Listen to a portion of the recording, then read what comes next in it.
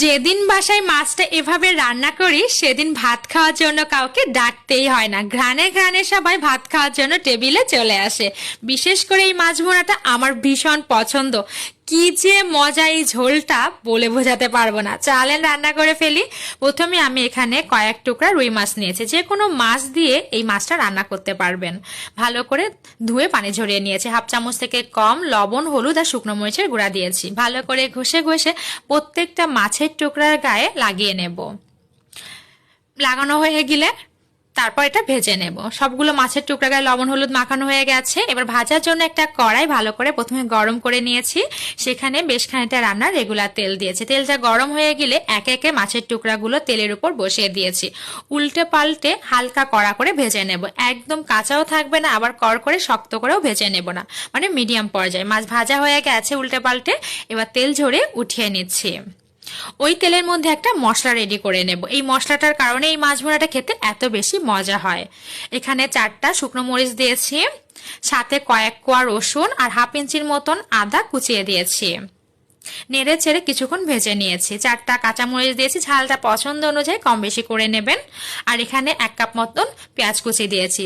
মাছের গ্রেভিটা আপনি কতটুকু ঘন খাবেন সেই অনুযায়ী পেঁয়াজের পরিমাণটা কম বেশি করতে পারবেন। কিছুটা পরিমাণে ধনেপাতা দিয়েছি যখন পেঁয়াজটা হালকা সফট হয়ে গেছে।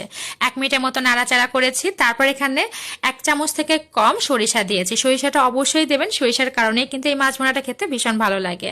তারপর একটা মিডিয়াম সাইজের টমেটো ভালো করে ধুয়ে কেটে রেখেছিলাম, সেটা দিয়ে জাস্ট হাফ মিনিটের মতো নাড়াচাড়া করে ভেজে তারপর নামিয়ে ঠান্ডা করে সামান্য একটু পানি দিয়ে ভালো করে বেটে নেব।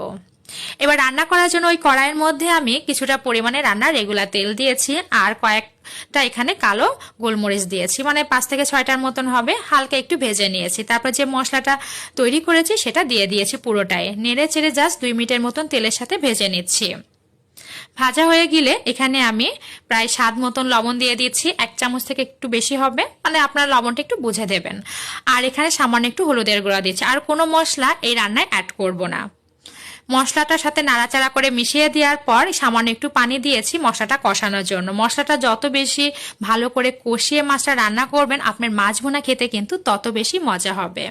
যখন মশলা থেকে তেল ছেড়ে দিয়েছে, ভালো করে কষানো হয়ে গেছে, দারুণ একটা ঘ্রাণ ছেড়ে দিয়েছে, সেই পর্যায়ে ভেজে রাখা মাছের টুকরাগুলো দিয়ে দিয়েছি। মাছের টুকরাগুলো জাস্ট উল্টে পাল্টে 2 মিনিটের মতন মশলার সাথে একটু কষিয়ে নেব। এতে মশলার ফ্লেভারটা ভেতর পর্যন্ত ঢুকে যাবে মাছের টুকরায়, খেতে দারুণ লাগবে।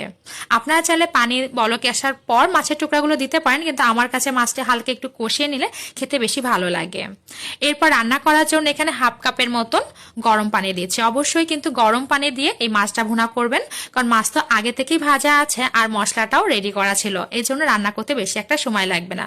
জাস্ট 1 বা 2 বার একটু উল্টে পাল্টে দিয়েছি যাতে 2 পাশে সমানভাবে মশলাটা লাগতে পারে। তারপর যখন তেল ছেড়ে দিয়েছে, নামানোর আগে সামান্য একটু ভাজা জিরা গুঁড়া দিয়ে নামিয়ে নিয়েছি। মাশাআল্লাহ, এই মাছ ভুনাটা যে কি পরিমাণে ফ্লেভারফুল আর এই ঝোলটা যে কি পরিমাণের মজা, এই ঝোলটা দিয়েই আপনি 2 প্লেট ভাত তৃপ্তি সহকারে খেতে পারবেন।